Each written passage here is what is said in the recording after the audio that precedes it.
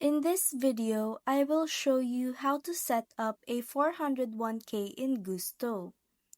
Open your browser, log into Gusto, and from the left menu, click Taxes and Compliance. Under the drop-down, select Tax Incentives. Then scroll down to the 401k tax credit section and hit Learn More. Next, click Visit Guidelines. This will open in a new tab. From there, select Get Started and then click Authorize. Go ahead and enter your details.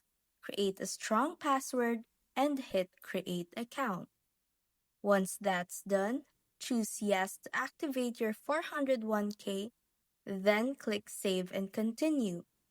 Finally, just schedule a call to wrap up the setup. And that's how to set up a 401k in Gusto.